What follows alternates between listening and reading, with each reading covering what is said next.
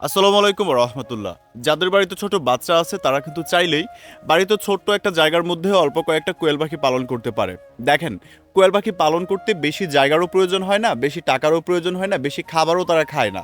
কিন্তু তারা যে প্রতিদিন যে ডিমটা আপনাকে দিবে, তো এই ছোট্ট ডিমটার মধ্যে যে মহান সৃষ্টিকর্তা কী পরিমাণে পুষ্টি লুকায় রাখছে, মানে মানব দেহের জন্য প্রয়োজনীয় কত ধরনের ভিটামিন মিনারেল যে এই ডিমের মধ্যে রাখছে, তা আমি আপনাদের বইলা বুঝাইতে পারবো না।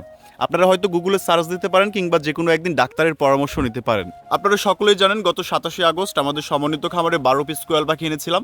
আলহামদুলিল্লাহ তারা এখনো পর্যন্ত সুস্থ আছে। তবে সবচেয়ে খুশির ব্যাপার হলো তাদেরকে এখনো পর্যন্ত আমার ক্ষতিকর কোনো ধরনের মেডিসিন প্রয়োগ করতে হয় নাই, কোনো অ্যান্টিবায়োটিক প্রয়োগ করতে হয় নাই। যেহেতু এই ডিমগুলো আমি খাবো এবং আমার পরিবারের মানুষ খাবে, ছোট বাচ্চারা যেহেতু খাবে, সেহেতু আমি চাচ্ছি না নিজের হাতে আমার নিজের খাবারটাকে বিষাক্ত করার জন্য।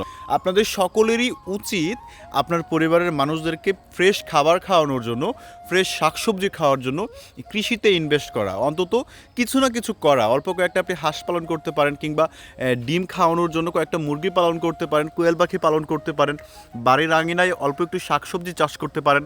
তাহলে হবে কি, আপনার পরিবারের মানুষদেরকে আপনি কীটনাশক মুক্ত এবং অ্যান্টিবায়োটিক মুক্ত ভালো একটা ফ্রেশ খাবার উপহার দিতে পারবেন।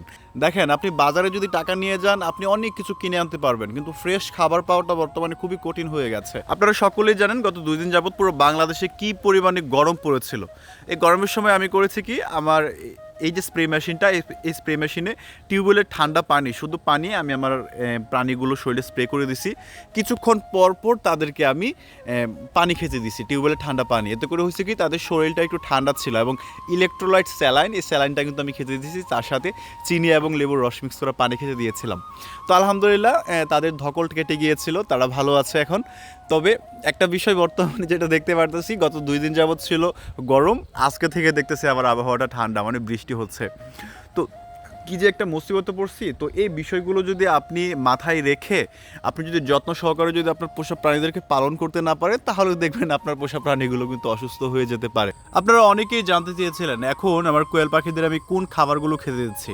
দেখেন, তাদেরকে এখন আমি লেয়ার লেয়ার 1 ফিট খেতে দিচ্ছি এবং তাদেরকে মাঝে মধ্যে লেয়ার লেয়ার 1 ফিটের সাথে আমি সোনালি স্টার্টার ফিট, যেটা স্টার্টার ফিটটা মিক্স করে দিতেছি। তো এখানে স্টার্টার ফিট মিক্স করে দেওয়ার একটা কারণ আছে। কারণটা হলো যে নতুন অবস্থায় একটা পাখি যখন ডিম পারবে তখন সে কিন্তু ধকলে থাকবে, তার ওজনটা কমে যাবে। তো একটা পাখির ওজন যদি কমে যায় তাহলে কিন্তু তার ডিমের প্রোডাকশন অনেক গুণে কমে যাবে।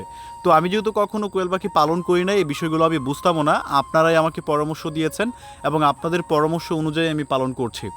এবং গত কয়েকদিন আগে আমাদের এক ভাই বলেছিল, কোয়েল পাখি যখন নতুন ডিমে আসবে তখন আপনি চেষ্টা করবেন রাত্রে 10টা কিংবা 11টা পর্যন্ত তাদের উপরে লাইট জ্বালায় দেওয়ার জন্য। আপনাদের এই কমেন্টটা পাওয়ার পরেই আমি কিন্তু আমার এই কোয়েলের খাঁচার উপরে একটা লাইট জ্বালায় দিছি, দেখতে পাচ্ছেন।